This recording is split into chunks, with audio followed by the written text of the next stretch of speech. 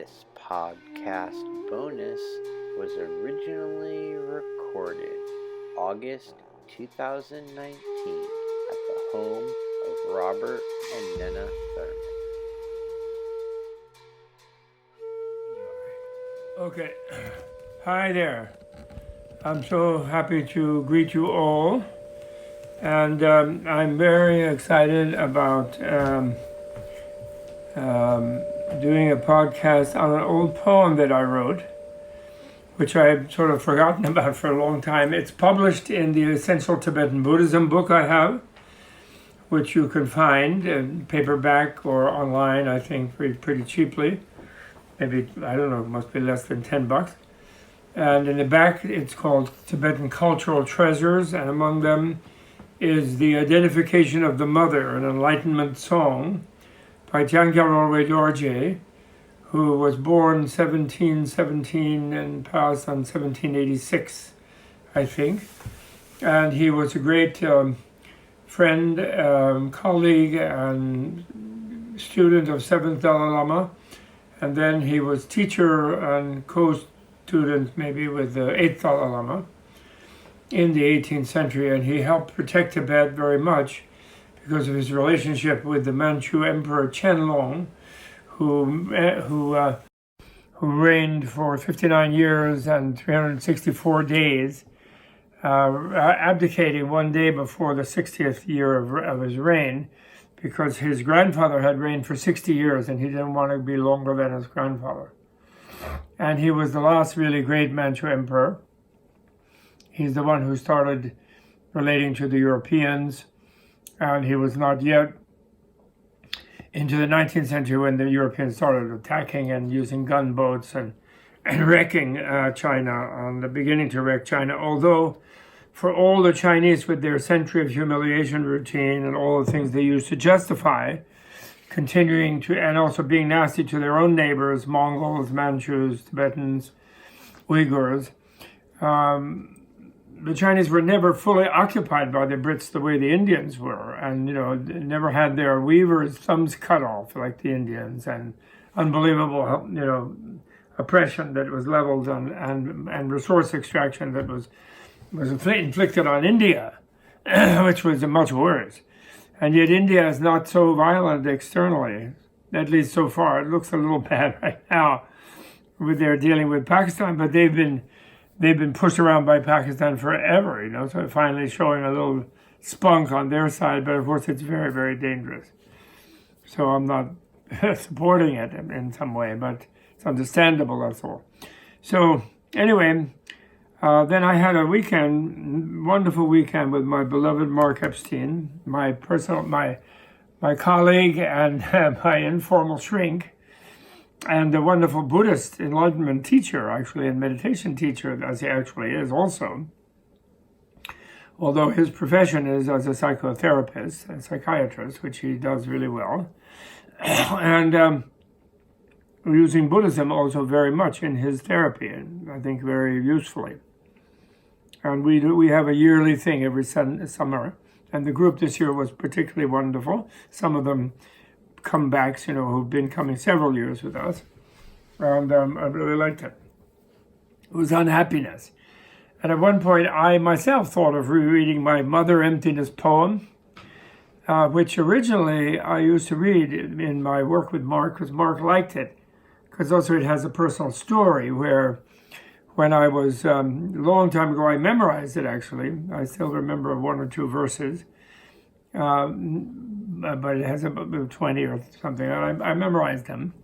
And then I translated it under my great root teacher, Geshe Wangyal, Mawang Wangyal, from Kalmykia in New Jersey. And then years later, when my mother passed away, I polished it and sort of made my first public reading of it at her funeral. And then I published it a little bit in a journal in the West Coast, and of course in my Essential Tibetan Buddhism book. And it has a commentary, which I also translated, but it was before computer, so I don't know if I'll ever find that again. But anyway, I'm going to just read it to you, and this podcast is going to be about it. And I'm going to read it to you, and I'm going to make a commentary myself on this wonderful poem. Now, the Jankya Rolway Dorje was, he might have been either Amdo-Tibetan or mixed Amdo-Tibetan and this kind of Mongolian, and that lived in that area of northeast Tibet, which is nowadays in the Chinese province of Qinghai. It has been swallowed up in the Chinese province of Qinghai. And they have a group of people called Monguor, and they have Uyghurs, and they have Muslim Uyghurs, and also what are called Hui, which maybe are same as Uyghurs, and who are Muslim, and then of course regular Tibetans with their own particular Amdo dialect. And His Holiness Dalai Lama is from there. It's a family of Amdo peasants, as he is not log cabin to White House, but he's like peasant farmhouse to Potala. Story through reincarnation, not through democratic election, but through another political mechanism, which is the official reincarnation institution of Tibet. So anyway, this Rolway Dorje was so helpful, and he often lived in the Utaishen, the 5-mountain complex in northwest China, right on the edge of northeast Tibet and southern Mongolia, holy to Chinese, Mongolians, and Tibetans, as the Pure Land on a magical level of Manjushri, the Bodhisattva or Buddha of perfect wisdom. And so he lived there a lot, and I think he probably had this poem come to him at that place, as he had several other poems, which are called Tamgur in Tibetan, which means an enlightenment song, or a view, so literally a view song, because the Buddhist, the Buddhist scientific tradition considers enlightenment to be occurring when your view of reality is truly realistic. So in other words, you really understand reality, and you have a view of its reality.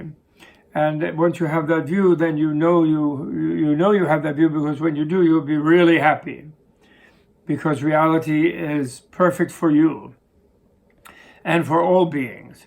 And the only problem is that a lot of them don't think so. And because they're ignorant, and they're even more than ignorant, they're misknowing, they're misunderstanding reality. And they think it is something that it isn't. And they think it's some place where they have to fight for life, fight to defend themselves, try to dominate others to increase their defense for themselves and increase their own side, so to speak, against the other side, which is an infinite universe. And therefore that struggle is a doomed to failure struggle. But that's how we misunderstand the world, and therefore we are not happy. So I translated an enlightenment song, but it's really a view song, Tamgur, but it means realistic view. And only an enlightened being has a realistic view, they say. A Buddha and a high Bodhisattva, which we can all be and are going to be. So we're going to be happy. And in fact, our reality is that happiness. That's what makes it more realizable and easier, is that when we realize that reality, when we have that realistic view, we realize it's us, and it has always been us. And so it immediately affects us. It isn't like we realize some reality is elsewhere where we're happy. We realize that ourselves have every reason to be happy. We're in a universe that gives everything we need to be happy.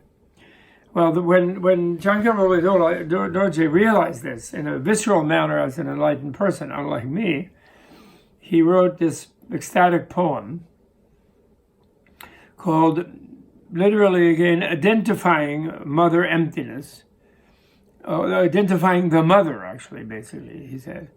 And I translate it as recognizing mother emptiness. So I give away one of the things in the title, but never mind. That's a little free translation. And another reason that Mark and the psychotherapeutic type people who come to our particular event we do once a year love it is that this issue of the mother is the key thing in psychoanalysis, right? And Mark is in love with Winnicott, the great DJ Winnicott, who was a pediatric psychiatrist and who has this whole amazing articulate, beautiful bunch of theories about how the child and the mother relate, and when there's difficulties, what happens, and how do you do it, and from seeing the mother's perspective and the child. I mean, he's really, T.J. Winnicott is just unbelievably great. He's truly a bodhisattva, although he doesn't know anything about Buddhism and doesn't talk about it. He just finds the reality of life about the key infant-mother relationship, going in there and then finds everything in there. And really, he finds the Dharma in there, for the Dharma of freedom and love, He finds it in there. Okay, so we're recognizing Mother Emptiness, an Enlightenment song. Then his first line, Sabmotenjungi denyed ngotar, he says. Sabmotenjungi denyed ngomsar. So he says, oh, profound reality of relativity. Oh, wonder. That's how he begins. And I love that because, the great thing, the great gift we have from Indian original Mahayana Buddhism, mediated through Tibetan Buddhism, because Indian Mahayana was not there to share itself. It filtered to us in the West through China, Japan, Korea, as different forms of Mahayana Buddhism. But it never really made the point that Indian Buddhism makes from the 2nd century before the Common Era all the time, that emptiness is not some just nothing space. Emptiness is not nothingness. Emptiness, although you could also call it voidness, but voidness is not nothingness. Well, it's the opposite of nothingness. It's everythingness. Because what it means is that what is void is relative things, and what relative things are void of is any non-relative or absolute essence. So therefore, relative things are only truly relative. So in fact, the discovery of emptiness is the discovery of relativity. And more thoroughgoing than Einstein's relativity, which stopped at the boundary of the speed of light, because he couldn't allow there to be a mind in modern materialistic physics. But mind can be faster than speed of light, of course. So light, mass becomes infinite, but also light, after reaching 186,000 miles per second, becomes energy, pure energy, with infinite mass, meaning, in a way, no relational mass. And so it becomes mind, which is just like energy. It lacks mass, but it's just as real as energy, which certainly moves mass. So your mind, which lacks mass, can make you move your hand and your arm, and that's moving mass through a very complicated bunch of mechanisms, atomic, subatomic, molecular, neuromuscular mechanisms. Oh, and I wrote thatness, but I wonder if I shouldn't say denyed. Denyed, which means literally thatness, tattva, but that means ultimate or true reality. So reality with a capital R might be better in this translation. Oh, reality of profound relativity. Oh, wonder. That's what he says. He gets excited. That's his beginning word. Jankya Rolway, high there up on the sacred 5-mountain Pure Land of Manjushri. May the Guru who nakedly reveals this as it is, his kindness irrepayable, be enthroned in my heart. I will speak spontaneously whatever comes to mind. Although literally he says, Ganden toljung yitsiktu mao. I must express 3 words that rise spontaneously, whatever I think of. First thing I think of, type of thing. He writes like that. But I will speak spontaneously, whatever comes to mind. Then, so that's like a little prefatory thing. And it indicates it's an Enlightenment song, so it's not following a sort of a path of a systematic path or outline or something, to convey something to people. It's just spontaneous, ecstatic even expression. So then he says, I was just like a mad child, long lost his old mother. Never could find her, though she was with me always. So, Winnicott's description of the good enough mother is the one who creates such a strong sense of security in the child by having such a strong sense of security in herself and love for the child, that when the child is sitting in the next room, because the mother can't hold him and cuddle him or her, hold her and cuddle him or her always, but yet that child sitting in that other room feels the total presence of the mother, because the mother has sort of impressed her lovingness, her effectiveness, her skill, her adroitness in handling the issues of a baby, food and cleansing and digestion and the whole thing, that she has created a field in the baby's mind where the baby is completely surrounded by the mother at all times. So the idea that so the mad child, the long lost his own, and then those who fail to get that good enough mothering, or after a while it ran out, or they can't remember it, or whatever it was. Anybody who's recently mentally healthy did get it, even though later they may have fought with their mother over adolescent issues or whatever, personality struggles. But they all had that kind of sense of security from the mother to get that basic trust, which came up in our discussion. Erik Erikson's famous primary thing about basic trust of the universe coming from one relation with one's mother. That good enough mother, as he put it. Not an overdoing helicopter mother and not like a callous, non-caring mother, but the good enough one. So I was just like a mad child, long lost his old mother, never could find her, though she was with me always, which he now knows that means. That's why he's so wondrously excited about it. But now it seems I'm about to find that kind old Amma, mother, since Big Brother relativity hints where she hides. I think, yes, then, oh, no, then, could it really be? Now this is so interesting. Why on earth does he need Big Brother relativity to hint where the mother hides, since the mother is his all and his everything? Why? And in a way, maybe relativity is not quite the mother, but there's the Big Brother. It's so interesting. Well, everything we do and see and think and say and feel and everything is all relativity. It's all Big Brother relativity. Although Big Brother is when you're thinking of it as something nice.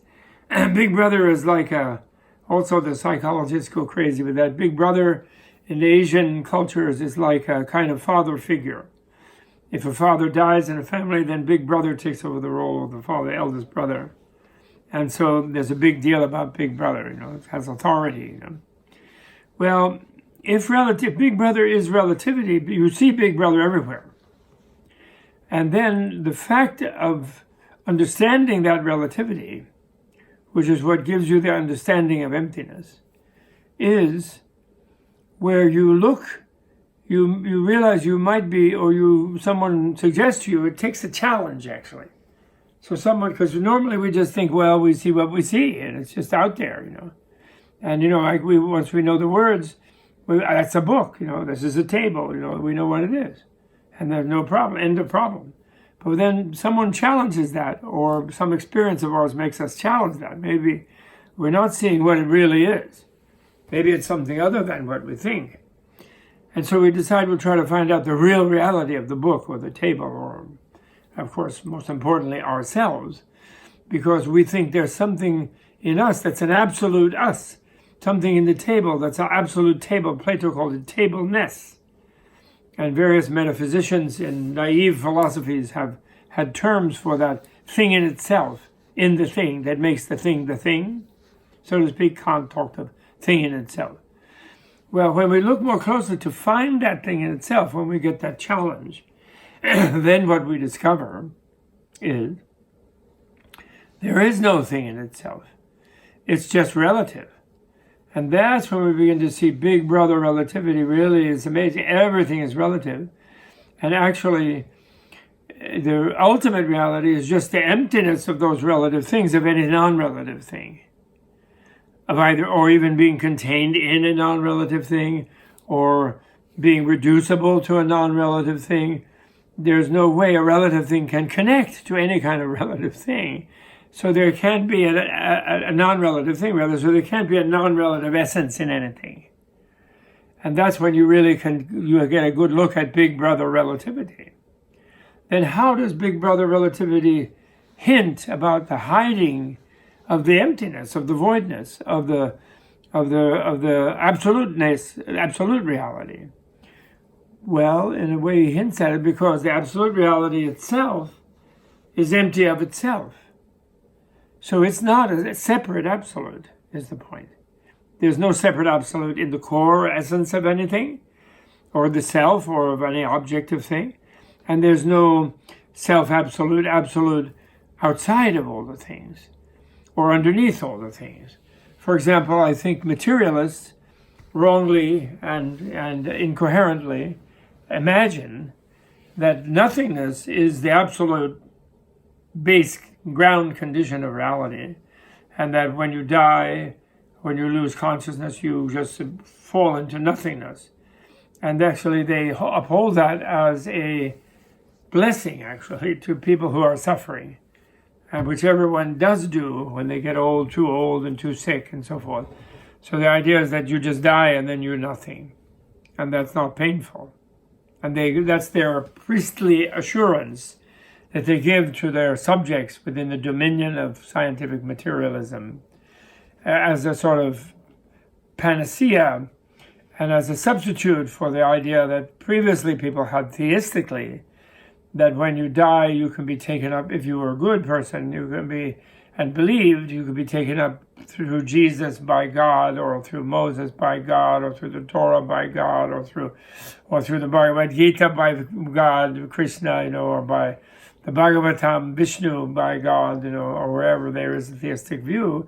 You're then taken to a kind of super happy hunting ground to sing in the choir with Beatrice in the presence of an all pleasant, free of suffering God, as an absolute outside of the world. So nothingness can be made to seem into an absolute outside of the relative world, and God can be made to seem an absolute outside of the relative world. But the Buddha's insight, the insight of emptiness or selflessness or voidness, is that if it's outside the relative world, it's irrelevant to the relative world. Because if it's connected to by the relative world, it's embraced within the relative world, and it's just another piece of the relative world. And there's a suffering of being inside and outside of it. When you're inside, you might fall outside. That's the suffering. When you're outside, you might fall. So it's just another relative state. And that is not what emptiness is. And that's that emptiness conceived of in that way is empty of itself. So since it's empty of itself, now there is an expression in the education that the scientific Jankya Rolway Dorje received that talks about realizing emptiness, experiencing emptiness. It's considered the big experience, actually. But in a strange way, look at it. The true visceral, you can experience it by inference easily. Because you can say for something to be fully relative, it's almost a tautology, it's so easy. For something to be fully relative, there can't be any non-relative thing in it, so it's empty of any non-relative thing for it to be truly relative. Right? A non-relative thing can't be relative. So it's almost just like a definition of words. It's practically a tautology. You can realize that by inference. And yet you still feel you're a non-empty person. And that the world around you, that's a non-empty floor, a non-empty building, non-empty sky. It's something. And so you still think to have something be something, it has to have some sort of absolute non-empty component within it in our visceral experience of things. So then the practice and the tradition is to keep investigating and analyzing and taking things apart, even back down to the atoms. And then you discover that nothing resists analysis, and you're left with not nothing, but you're just left with the absence of the thing you were looking for. Or you're analyzing and investigating. It dissolves under analysis.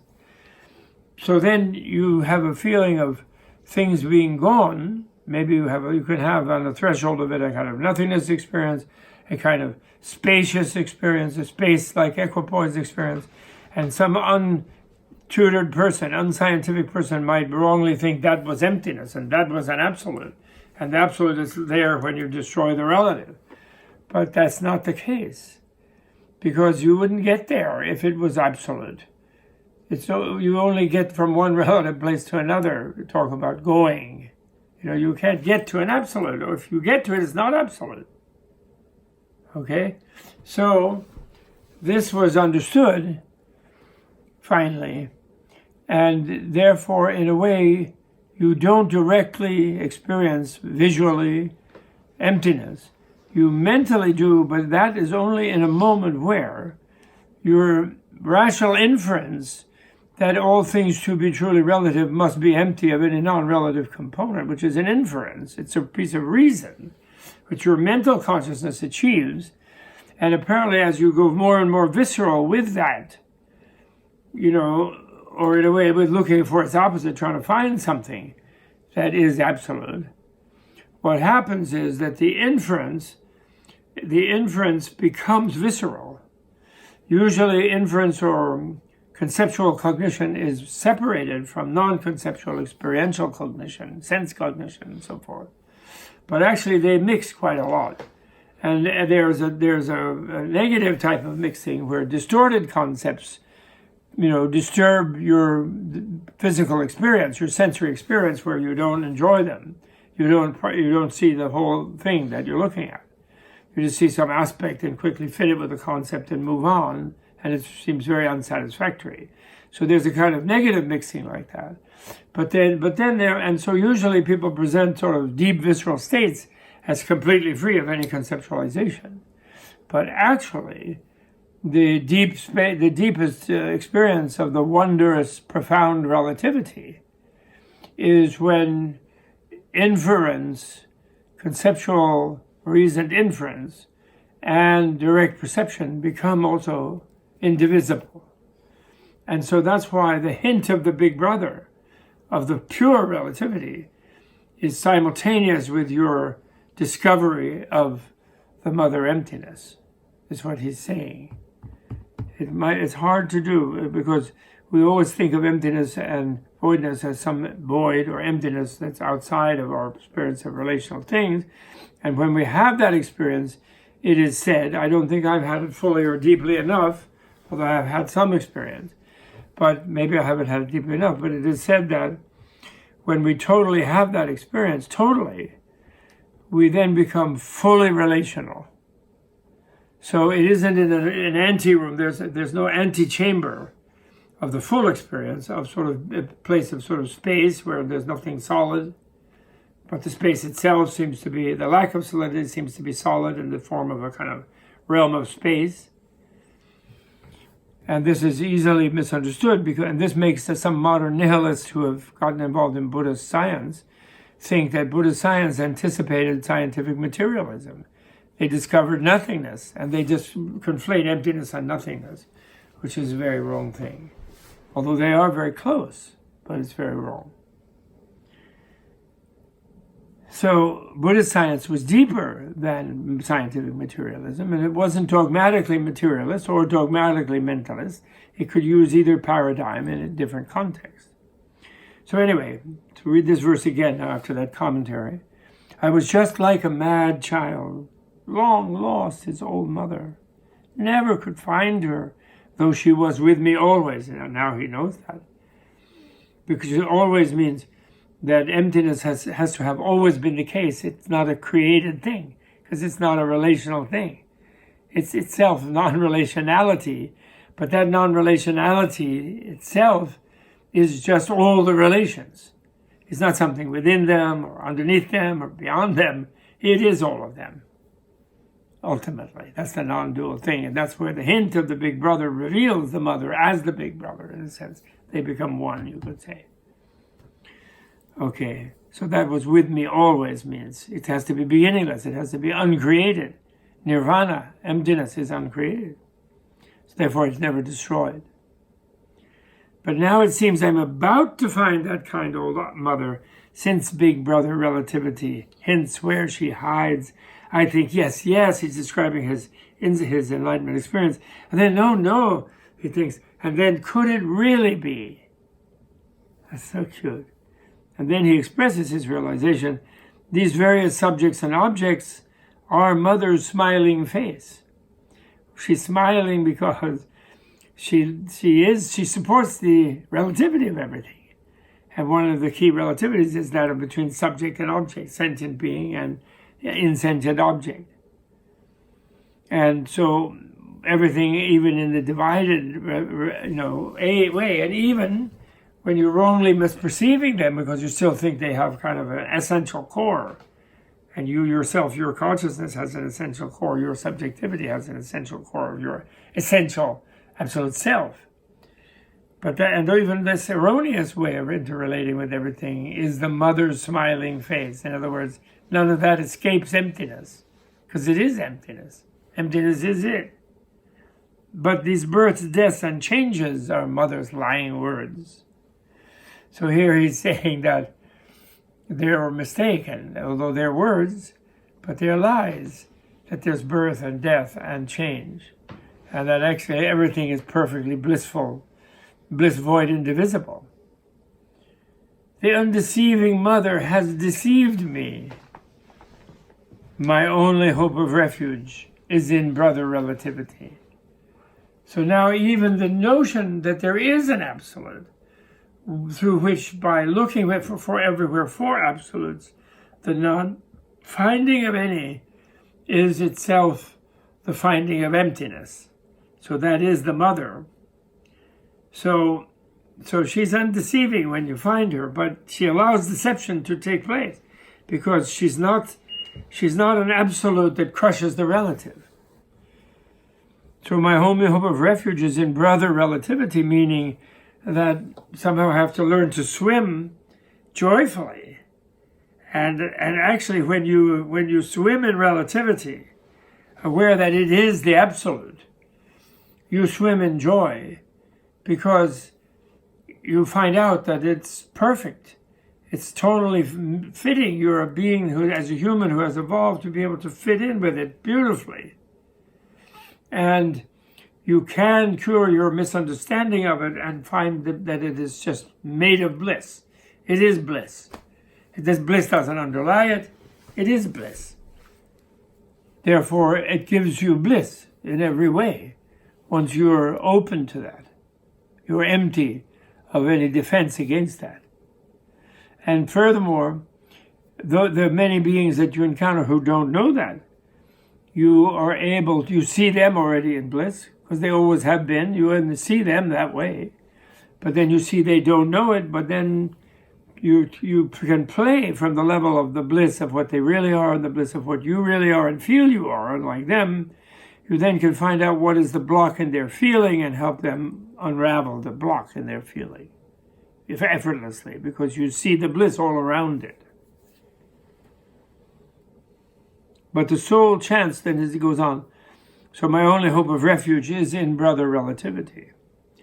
But the sole chance for freedom is just old mother's love. If this subject-object situation were all there was, the 3-time Buddhas could find no way to save us. So the mother emptiness is the one, because we, with our binary mind, everything we experience is relative. But we can come up with a concept of the non-relative. And when we then do, and we avoid projecting that non-relative into some sort of outside positive God, or into some outside positive, nothing, negative nothingness that's fixed, and it's sort of the absolute thing that is there. When we get free of those things, the only way we can do it is to find out mother's love. And mother's love means the teaching of the Buddha. It means the clear light of the void, the clear light of emptiness. It means that emptiness, by not being apart, by allowing no reality apart from the reality of relativity, gives anyone in any point of relativity access to the infinite energy of an infinite relativity. So that infinite relativity can manifest in any seemingly specific way. If the sentiency in that way is open to it. Meaning, if the subject-object situation were all there was, that is to say, if we were inevitably alienated and separated from all the objects, then the three-time Buddhas, who are expressions of the mother love, could find no way to save us. So we would block their attempt to save us. But liberation is possible. Now back to the Rolway Dorje. Since these various changes are but the changes of the unchanging mother. So it is possible, because even the changes, even which are the mother's lies, right, birth, death, and changes of suffering, they are still ultimately they are made of the unchanging mother. That is to say, they are enabled by the unchanging mother. So their reality is the unchanging mother, actually. We need to see through their superficial appearance as changing and find their unchanging, motherly, deeper nature, which is completely open and blissful, free of suffering. The mutual, and he goes back to him, the mutual interdependence of ineffable mother where nothing has status, and relativity where everything appears, is exactly what I must understand. Seeking my old father and just not finding is the actual finding of my old mother. And here the old father is the relative things seeming to have absolute substance, or seeming to have absolute intrinsic reality, inherent existence, essential existence, thing in itselfhood, or whatever, many synonyms, intrinsic identity. But I sought him, therefore. So I didn't automatically just assume emptiness, everything is relative. Because I see things as seeming to fit with their essences, and their essences are what I know them through, it seems to me. But when I really seek my old father, I can't find anything. So I didn't find him. And that not finding is the actual finding of my old mother, emptiness. But then from my mother's lap, I find my old father, because he was there without being intrinsically identifiable or intrinsically real, and yet he's relatively real, and he's even able to be misperceived as being intrinsically real. So I found him, but in the lap of the old mother, in the realm of emptiness. I embrace all of the relativities. So of course I find the old father. Then from my mother's lap, I find my old father, the child of such kind parents, cry out for their refuge. Mom and Dad, be with me. Protect me, like the infant. So no wonder the shrinks really like this. The infant wants to be picked up and held when it's feeling anxious and stomach pain, has a diaper rash, or has constipation, like intestinal pain, or hunger or thirst. So a child of such kind parents, they're kind because they're totally interconnected, cry out for their refuge. When mothers neither one nor many face, meaning that mother is not one and not many, she is both one and many. seems to be because she is emptiness, and she is all of the things. But she's not only all of the things, she's also their total non-absoluteness. Their total, and in their non-absoluteness, that's their emptiness. And in their emptiness, they're all the same. So they're same. So one or many, neither one nor many. It could be neither same nor different, either same thing. But Mother's neither one nor many phase seems to be there ineffably reflected in the clear mirror of Big Brother relativity. How crazy I was not to start this quest. So in other words, Mother's smiling face was right there in every relative thing that I ever saw, because they were relative, because I related to them, because I had changing experiences of them. Because relational things always change. And ineffably reflected, meaning it can't be explained how this freedom is the space within which things interconnect. If they weren't free, they couldn't touch each other, they couldn't be interconnected. So the clear mirror of Big Brother relativity, that's an illusory thing, of course, as well. You know, mirror reflection is an illusion. It looks like a three-dimensional thing in there. It looks like intrinsically real three-dimensional space in there. Meanwhile, it's just a flat reflection on the surface. So it has an illusory quality to it. How crazy was I not to start this quest? So I should have seen it long before by the fact that I was relating to things that they would be empty of any non-relational component. And I should have started the quest much earlier to find the mother emptiness. And then he's a beautiful thing. He says, the generous testimony. In doing that, you need someone to help you. You need to relate to someone. That's the whole guru, teacher, spiritual friend, or virtue friend. A relationship with someone. And you need someone to tell you, to challenge your sense that things have intrinsic essence. And then you have to feel that you're responding to that challenge. So Nagarjuna and some of the great masters like Nagarjuna and Chandrakirti, they left instruments for us to discover this weird nature of things. And they left that in texts, which are thought patterns that they encoded in that way to generate similar thought patterns in our minds when we related to them by reading them in the future or by hearing them in the future. So he says the generous testaments of Nagarjuna and Chandrakirti, two of the greatest of the Madhyamakas, were but papers blown away by the wind. So the wind of confusion and greed and fear and all this, and they were just blowing the papers all around until Tsongkhapa, Manjushri's essence, was sent his retriever hawks to get them.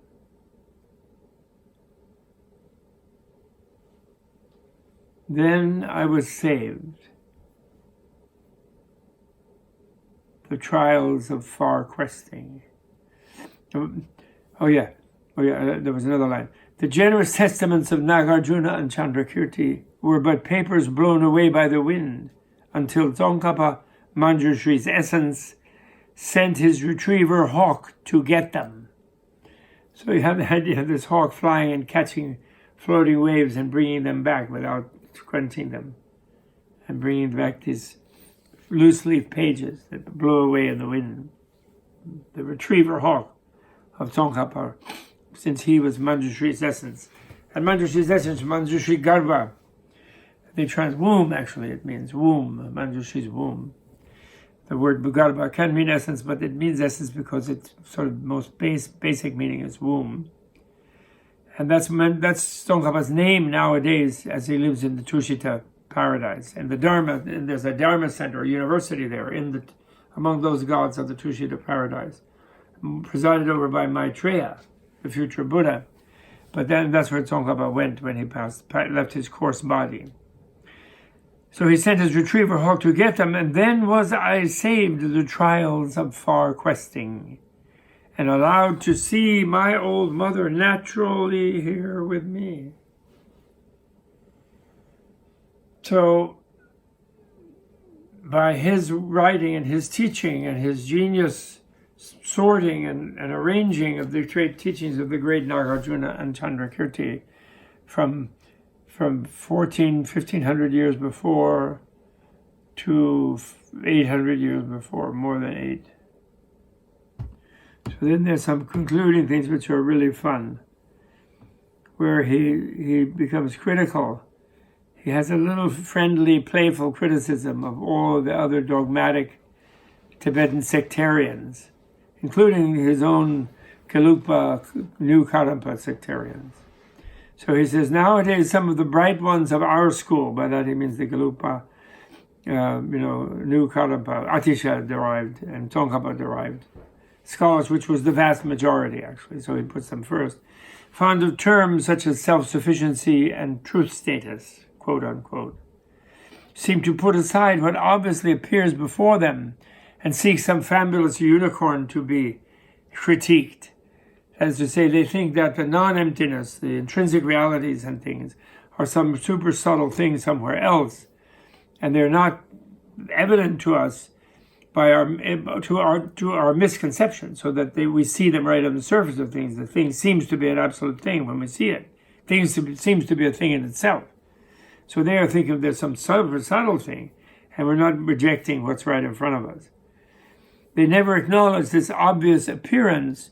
They explain and explain, not hitting the crux, and that old mother completely escapes them. So they don't really go all the way. They don't plunge past nothingness, but actually almost dive into it, because it will automatically appear, because the last phenomenal object, or the last conceptual object that we then can make into an object, as modern materialism has so hugely done, is nothing. So we can think when we look at a dark space that that's nothing. And that's why we make a mistake about nothing, because we reify it, we make it into a thing. And then Mother completely escapes us. Though things surely do exist somehow, their reality seems not to be this horned incompatibility, since the intimacy of father-mother union seems inseparably tender and cozy. So relativity and emptiness are totally cozy. They're intimate. They're in union. It's a primal scene. The mother is emptiness, the father is relative things. And the relative things never go into any non-relative. So the fact that the non-relative is the relative is what brings father-mother union into tenderness and coziness. And then he gets rid of a bunch of Indian sectarians. He calls us the systematists, as the Vaibhashikas, the traditionists and the idealists, and the dogmaticist centrist masters. Don't worry about that. I'm not going to explain all of those.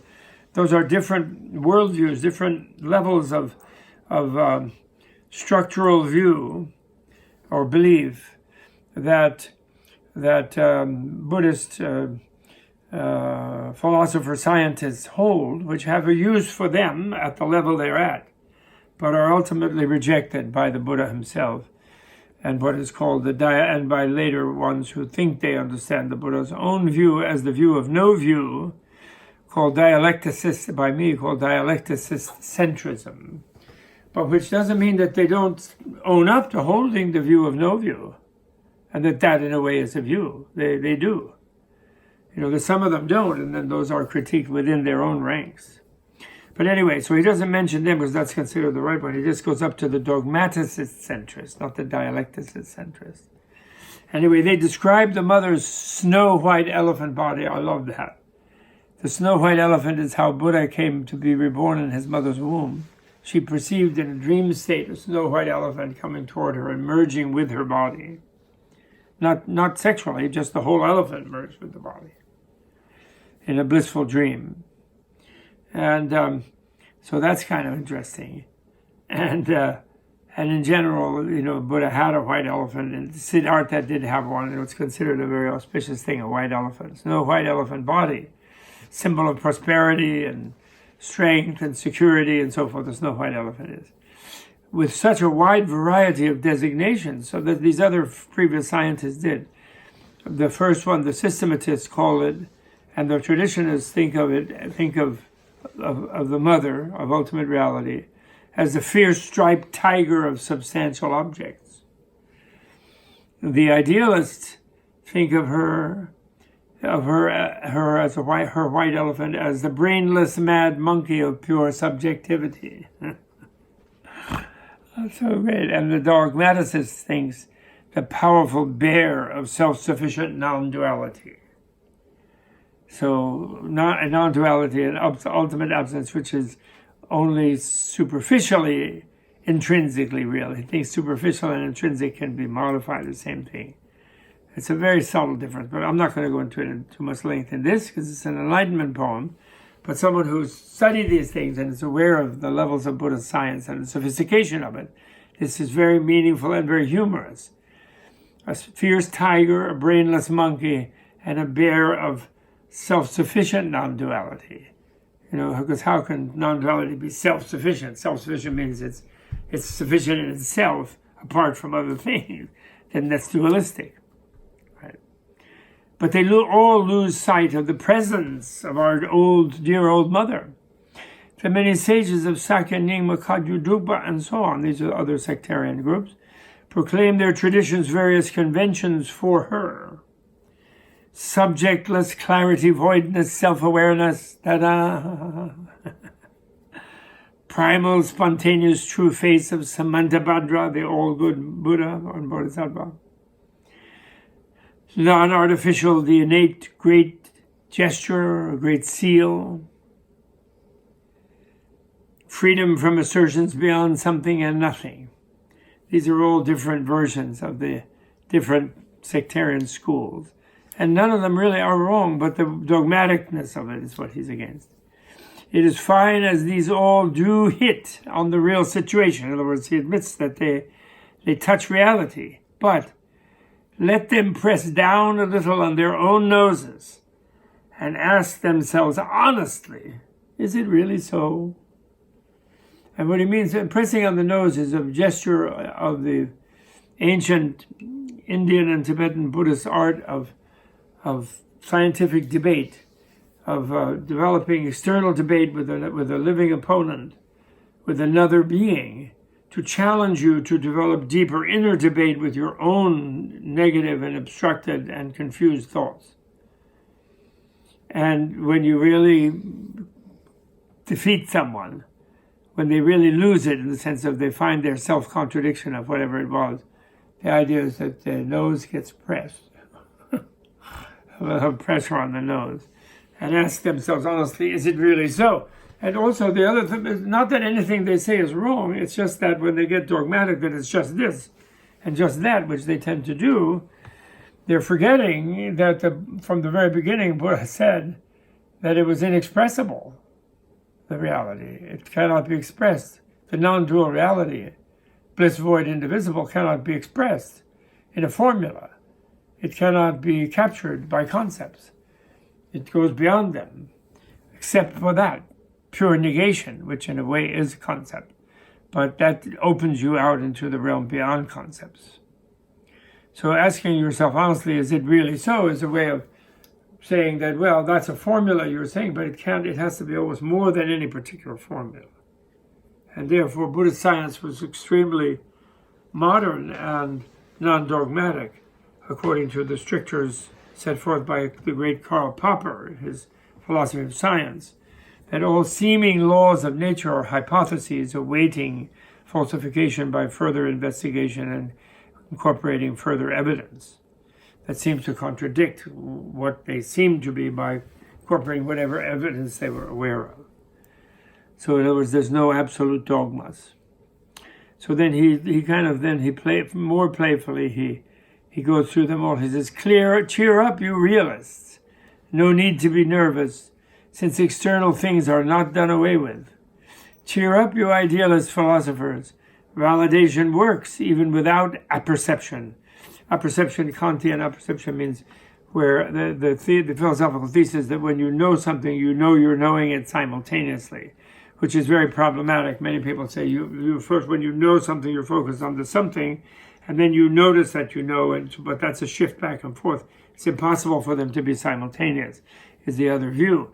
But apperception is meant to mean that type of self-awareness in the process of other awareness that's simultaneous.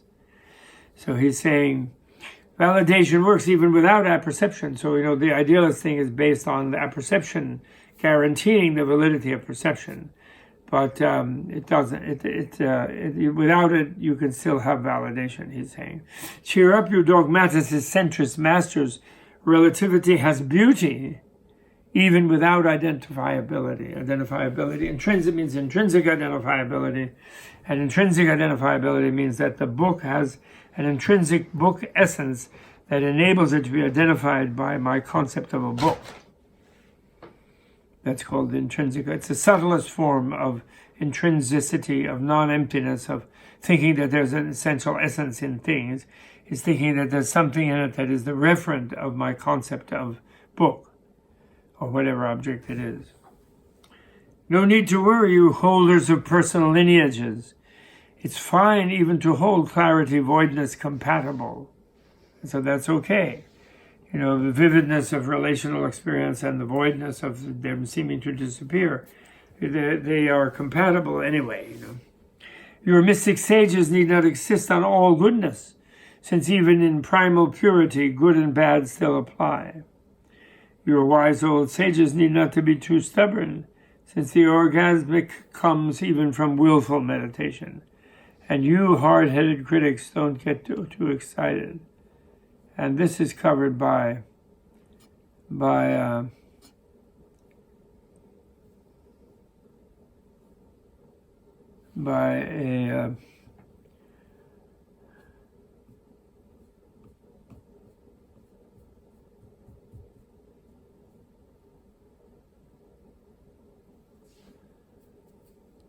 what was I thinking? I lost track. I'm getting into primal purity, good, but good and bad still apply. Well, it's because even you're pure, you're primally pure. That means that and therefore everything seems good to you, but you see the badness of others not seeing that simultaneously. So you encompass these things which you can't do with verbal concepts, but you can do with your cognitive dissonant rectifying or compatibilizing awareness of enlightenment. That's what it is. So hard-headed critics don't get too excited. It's fine to assert freedom from both something and nothing. I acknowledge, of course, that those unfamiliar with texts cannot know the technicalities of using such conventions. So it is not that I do not respect their attainments. If any feelings have been hurt, please do forgive me. He now nice and humbly says that, in other words, he knows a lot of these people are yogis or they're experientialists, and they're not really fussing around with all these super subtleties of the intellect that actually ultimately are necessary, but they didn't do it, so they're still getting in good places without even doing it. So I don't mean not to respect their attainments. And so if my feelings have been hurt by my pressing on their noses, please do forgive me. It was just playful debate, helping them to be more deep into what they want to be deep in. Then he says, though by no means am I heir to omniscience. I really love this. I have to learn this one again. I have to remember it. I memorized it in Tibetan, but I forgot. Though by no means am I heir to omniscience, through skill with the reins of analysis and devotion, I rode well the fine stallion of the ancestral texts, and won our freedom from the dangerous abyss. That's really, really excellent. And they are like a fine stallion, They really are. And the reins are analysis and faith, and devotion. So by no means am I heir to omniscience. Through skill with the reins of analysis and devotion, I rode well the fine stallion of the ancestral texts, and won our freedom from the dangerous abyss. No need, now he gets a little ecstatic toward the end, no need to seek her, she's the seeker himself. Don't cling to her truth, she is utter falsehood. So in other words, don't cling to emptiness. Nagarjuna says that. He says, emptiness is itself a medicine for all afflictions and addictions. But who grasp emptiness as the cure, that person, then there's no medicine for them. They've used up the medicine, has become a poison to them because they're stuck on that medicine by absolutizing emptiness. So don't cling to her truth. She is at her falsehood. Don't, because she's also empty. Don't negate her falseness. And don't get upset about that. Because her falseness is in fact herself. It is truth itself. That's so cool. It's sufficient to rest in the absolute unceased. So the unabsolute unceased, so the unceased and the uncreated and everything is considered the absolute. But since the absolute, when it's emptiness, Buddha's discovery is that when the absolute in fact ends up merely as emptiness, then it's also empty of itself. And therefore, in a way, it's like saying there is no absolute that's relevant to the relative, and therefore the absolute is the huge, vast, infinite relativity. But due to its infinity, it possesses infinite energy. So it therefore is like love. It can solve any kind of inadequacy or any deficit. It can fulfill any deficit. That's the unabsolute, unceased. Though I don't see my mother, so that's the thing, you don't see emptiness because you are emptiness.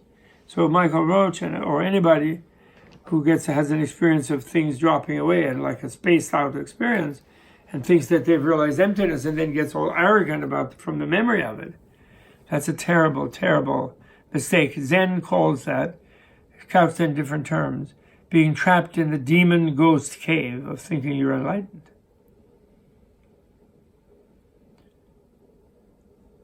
Though I don't see my mother, by her mere name, I seem to meet my long-lost kindly parents, as if in face-to-face embrace, encounter. So that's wonderful. That's inference, you see. The name is in the conceptual realm. It's used and it becomes inference. It becomes fodder of inference, of reasoning, of critical investigation, as if in face-to-face embrace, encounter. Great thanks, O Nagarjuna and sons. Great thanks, O Tsongkhapa Lama and Lama. Great thanks, O my kind Guru Lama. As for the way to repay all your kindness, let us honor our mother emptiness. And then finally he says, he rejoices in his happiness, feeling cradled by mother emptiness while in the midst of the relativity. My unproduced, inexpressible old mother cradles gently the tiny infant of my intelligence. With the banquet of her perfectly good expressions, may she lead all beings to true happiness. Menla, Rolway Dorje, Aho, my dance of joy. Ahola.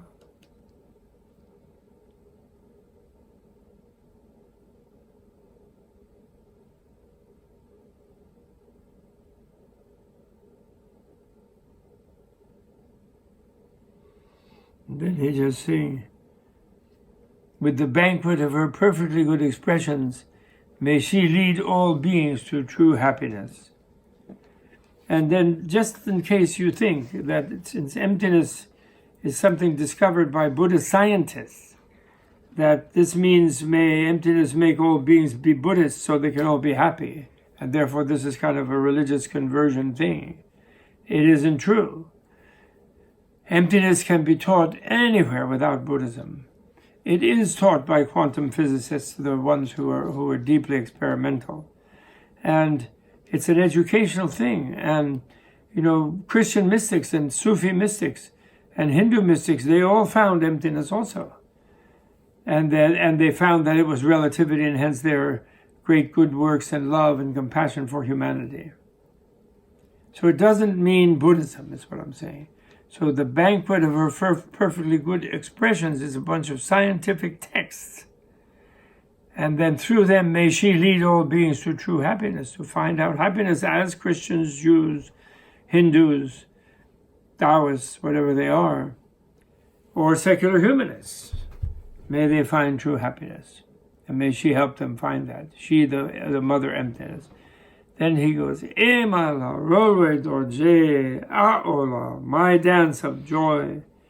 Ahola, honor the three jewels. So that's the thing. That's my podcast for today. How long was it?